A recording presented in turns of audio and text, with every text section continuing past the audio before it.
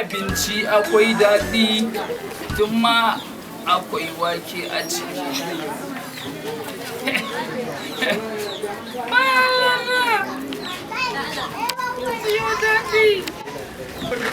Kai matsalan samo ruwa in wanke hannuna barin ɗan taɓa.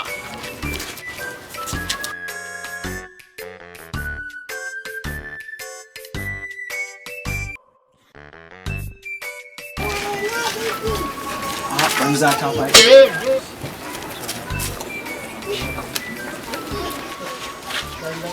Kai kuturun uba nan fa yanzu nan wallahi yanzu abincin nawa ai wallahi yau akwai bala'i a garin nan. Kai an san taya aka yi ne da ƙyarrai fama na samu garau inda abinci ke wahala.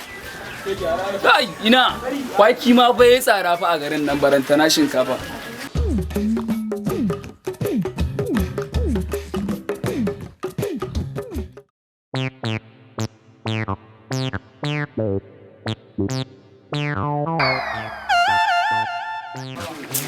Da gani yara aka aika amma kirar Saudiya ne ma Allah mai barin bari shiga area ko za a gani.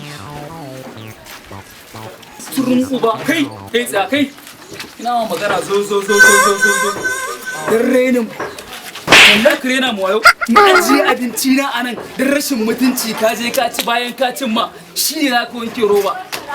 Kai ba fa na ganshi mai gida shine har zaka samu tafi uba ka sanya aka yi na samu abincin nan kai tsaya ka sanya aka wallahi